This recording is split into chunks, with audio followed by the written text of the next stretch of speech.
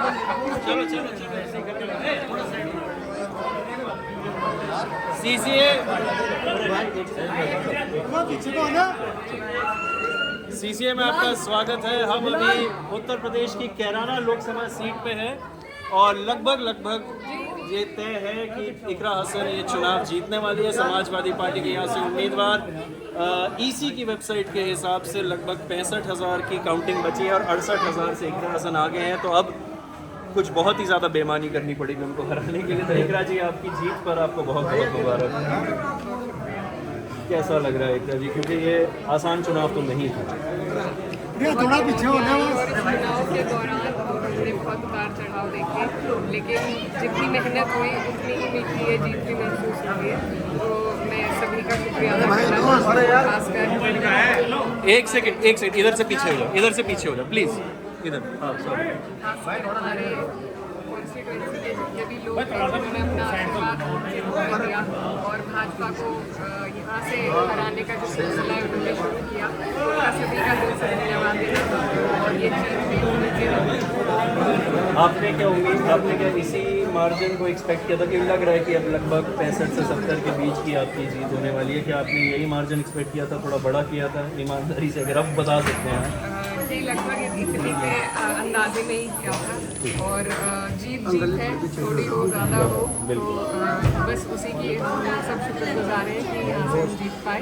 और अब उम्मीद है कि जो काम हमारे के रह गए थे, जो जिस तरीके से उनकी आवाज़ उठाई नहीं जा रही थी, तो वो सब करने का प्रयास करेंगे। एक बड़ा सवाल मेरे लिए है कि यहाँ पर जयंत चौधरी जी अचानक इंडिया के साथ चले गए, पूरे पश्चिम उत्तर प्रदेश में एक अच्छा क्या कर रहे तुम, धक्का क्यों दे रहे जो था उसमें एक मायूसी छा गई थी। लेकिन पहले चरण को ही अगर हम देखें फिलहाल तो ऐसा लग रहा है पहले चरण की जो 8 सीटें थी, अभी तक ये लग रहा है कि शायद भाजपा और उनका गठबंधन सिर्फ 2 ही सीट जीत पाएगा पहले चरण में, अभी तक जो नज़र आ रहा है। आपने मतलब क्या उम्मीद, कैसा आप लोगों के लिए आप लोगों को कैसा लगा जब जयंत जी उधर चले गए और उसके बाद से कैसे थोड़ा पीछे कर रहा है यार। काफ़ी प्रभावी है, खासकर पश्चिम उत्तर प्रदेश की अगर बात करें तो। और अपने पद से समाजवादी और लोकदल के लोग इकट्ठे संघर्ष कर रहे थे, यहाँ से किसानों की आवाज़ को बुलंद करने का अपने साथ में काम कर रहे थे।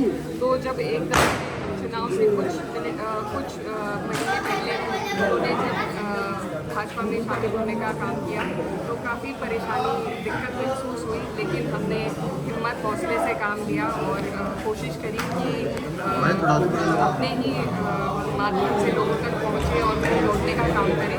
और जो भाजपा के खिलाफ जो विरोध था और जो भाजपा के जो अपने पिछले पूरे 5 साल में जो उनका कार्यकाल रहा है जिससे पूरी जनता परेशान है, उससे हम लोगों को जोड़ने के लिए एक आसानी मिली और सब जुड़ते चले गए और सबने अपना आशीर्वाद दिया।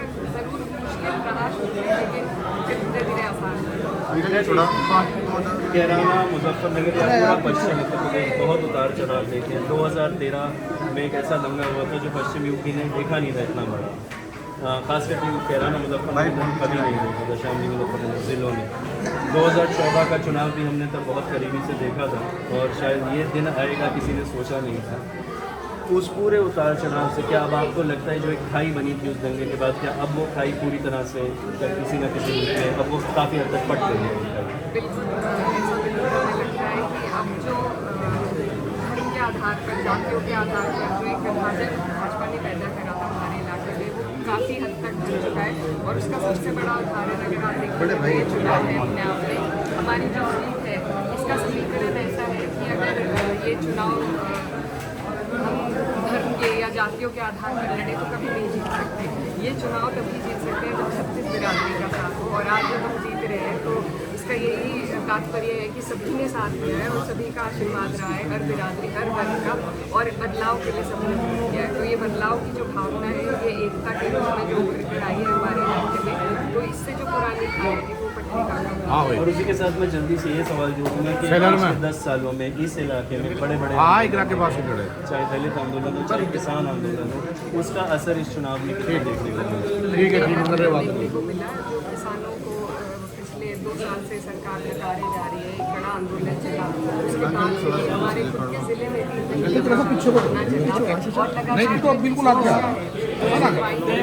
कोई समाधान नहीं कर पा रही है, तो उसका एक आक्रोश था जो वोट में तब्दील होने का काम हुआ। और साथ ही जो एक 400 पार का एक हमारे दलित समाज में जागरूकता फैली, ये संविधान बदलने की ओर कदम है और उसके विरोध में उनके 4 उम्मीदवारों ने बोला भी 400 पर इसलिए चाहिए ताकि हम संविधान बदल सकें। और ये बात जैसे जैसे लोग इस बात को समझते रहे उसी तरीके से हमें दलित वोट को धन्यवाद करना चाहते हैं, कम से कम अपनी सीट को बचा सकें। एक जोर से नारा लगा दो भाई, चौधरी ग्रासन, चौधरी ग्रासन। मेरा आखिरी सवाल, आपके समर्थक नहीं तो मुझे पीट देंगे अब।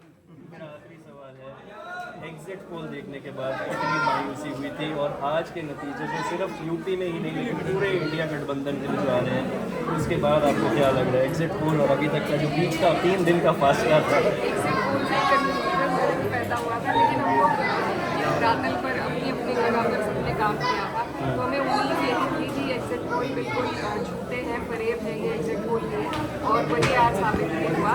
और बस यही है कि अब उम्मीद है कि ज़्यादा से ज़्यादा सीटें निकल कर हमारी सरकार आपकी जीत के लिए बहुत बहुत मुबारक। चौधरी नाई दसन।